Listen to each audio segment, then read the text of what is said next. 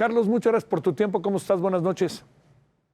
Hola, buenas noches, Javier. Muy bien, muchas gracias. A ver, yo entiendo que cada vez que platicamos, Carlos, lo primero que te digo son los números, etcétera. Ni hablar. Hablemos números, ya viste lo que pasó no esta tarde allá en Chiapas. Hablemos de números, pero también te diría, hablemos de qué es lo que está pasando, qué está generando en los ánimos, en los ambientes. A ver, te diría, ¿es algo que las candidatas y el candidato tendrían que hablar el domingo de ello o no es un asunto que merezca hablar de ello? El presidente no habla de ello. A ver, ahora sí que adelante, Carlos. Bueno, es el tema más importante de estas elecciones. Yo lo considero el más grave, el reto más grande para la democracia y por supuesto que hay que hablar de ello. Mira, para poner un poco en contexto los números, con este último caso que aparentemente hablaríamos de 5 personas que murieron en el estado de Chiapas, ya estaríamos, solo considerando el proceso electoral, septiembre a la fecha, hablando de 107 personas que han sido asesinadas. Esto en el conteo que realizamos nosotros, que también toma en cuenta a los choferes que a veces mueren en los atentados, a los familiares. En todo el proceso electoral de 2021, nosotros contabilizamos 95 víctimas. Este proceso todavía no acaba y ya vamos en 107. Entonces, de esa magnitud es el problema. Sí estamos enfrentando probablemente la elección más violenta de nuestra historia. Y me parece que, por un lado, hay un daño que ya está hecho, que es gravísimo. Estamos hablando de más o menos 36 candidatos que no van a poder participar y la gente no va a poder votar por ellos. Pero hablamos también de esa otra cosa que tú bien mencionas, que es un ambiente en estos lugares donde suceden los atentados, las amenazas, las intimidaciones, pues que no es propicio para la democracia y para la jornada electoral. Hay municipios incluso que se ha reportado que solo un candidato de un solo partido va a participar, porque el crimen organizado simplemente llega y amenaza a los otros y ahí se acabó la elección, ¿no? Entonces, el presidente debería estar hablando de esto porque yo sí creo que él es el gobierno federal es el principal responsable, sobre todo en este modelo electoral cada vez más centralizado, deberían de ser los más responsables de brindar las condiciones de seguridad y por supuesto y el candidato tienen que hablar de este tema porque además sus partidos fue parejo, ¿no? Algunos más que otros, pero a todos los ha afectado.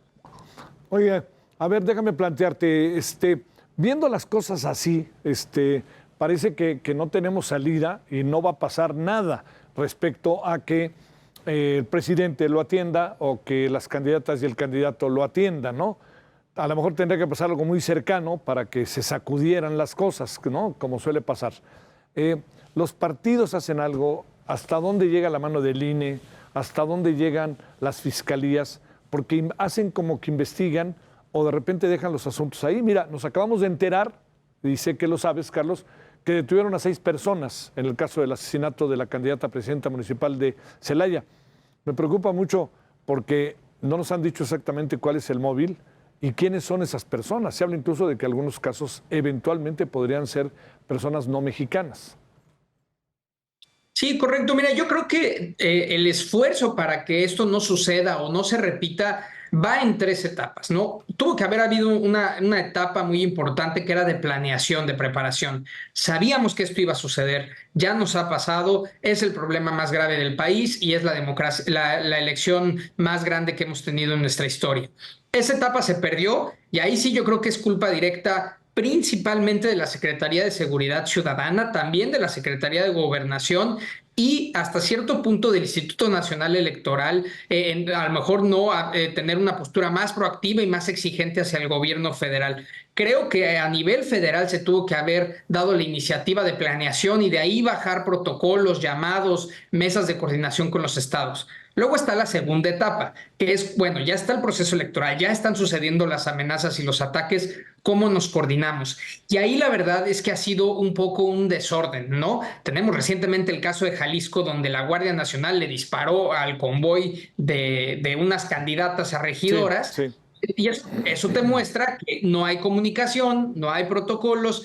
Cada región de la Guardia Nacional, en coordinación con la Policía Estatal y la Municipal, deberían de saber dónde andan, en qué se están moviendo los candidatos, hacer protocolos preventivos de comunicación. Yo he podido platicar con algunos candidatos en zonas peligrosas, presidentes de partido, y lo que te cuentan es que lo van resolviendo conforme la marcha. El candidato le habla al presidente del partido, oye, me está pasando esto, y el presidente del partido por sus medios trata de contactar a la gente de su estado o al INE, y hay que ver si les responden o no. Ha sido un poco un desorden en esta segunda etapa, que era la de la reacción, que es resultado de la mala planeación. Y la tercera es, ok, ya sucedió, tengo que investigar y castigar de manera ejemplar para que la próxima elección o en las semanas que vienen todo mundo tenga el mensaje, los criminales sepan que un acto de este tipo no es tolerado y tiene una consecuencia grave, que vas a terminar en la cárcel.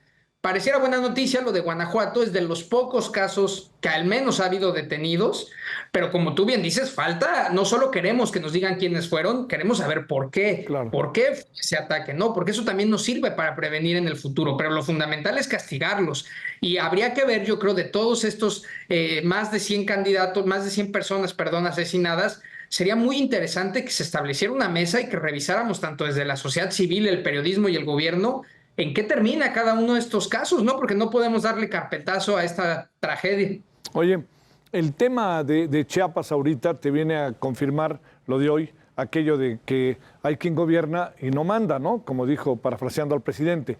Pero también, junto con ello, a ver, para que reflexionemos, si no te importa, Carlos, el tema que tiene que ver con una palabra clave, es decir, de todos los hechos de violencia político-electoral, hay una palabra que podría ser una constante, ¿no? Que sería la impunidad.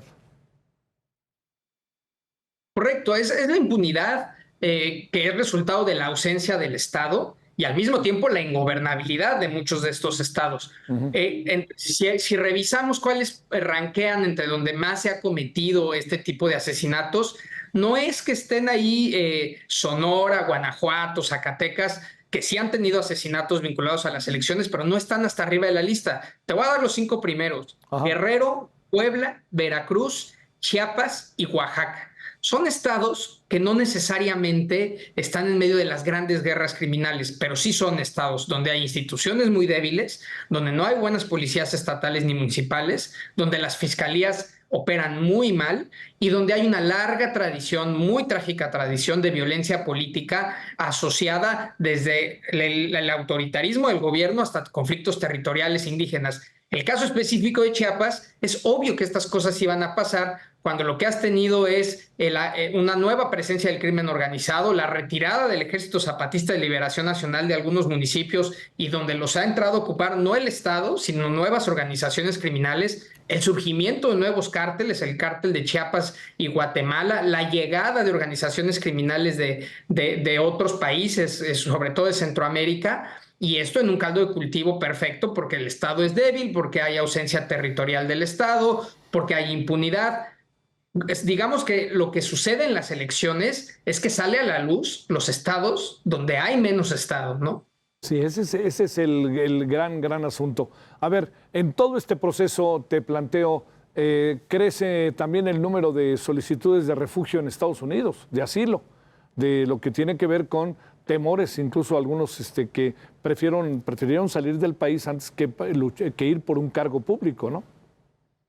Sí, y muchas otras personas que no nos enteramos, que ya no saben qué hacer, simplemente, bueno, te amenazó el crimen organizado, te bajaste de la candidatura. Sí, sí. ¿Cómo sigues tu vida, no? Claro. Porque son municipios donde la gente se conoce, muchos tendrán que irse, y luego lo que se nos viene, ¿cuántos alcaldes, cuántos incluso gobernadores, fiscales, secretarios de seguridad van a acabar sus periodos, se quedan sin protección? Ese es parte también del drama, ¿no? Desgraciadamente, los más valientes, los que tienen una mayor inclinación a empujar el Estado de Derecho en este país, están solos. ¿Por qué? Porque es mejor en Estados Unidos hay políticas de asilo para nuestros políticos que, digamos, se enfrentan al crimen organizado, que una política pública desde nuestro propio país que ayuda a relocalizar tanto funcionarios como gobernantes que se enfrentaron al crimen organizado y que van a tener naturalmente una situación de vulnerabilidad y riesgo una vez que dejen también los puestos. A ver, déjame plantearte una pregunta que te hago, perdóname, Carlos, siempre. Espero que no digas otra vez ahí viene. A ver, ¿cómo percibes, cómo ves con lo que hemos avanzado estos días, lamentablemente, en términos de la violencia político-electoral? ¿Cómo ves los ánimos de muchos municipios, de muchos estados, de muchas ciudades respecto a ir a votar o no ir a votar, con lo que ven en sus propias comunidades, etcétera? ¿Y qué alcanzas a apreciar, siendo que el número puede ser poco, ¿no?, en términos de una población de 130 millones, pero tiene un significado por lo que estas personas a lo que estas personas están aspirando? Sí, mira, yo creo que podremos ver, digamos, dos escenarios, ¿no? Primero están las zonas urbanas, donde difícilmente el crimen organizado, o uno esperaría que el crimen organizado no va a tener una movilización muy grande o una participación muy activa. Y por otro lado están los municipios pequeños, rurales. Para darle una idea a la gente, tenemos casi 2.500 municipios en México. De más de 150,000 habitantes, solo hay 170.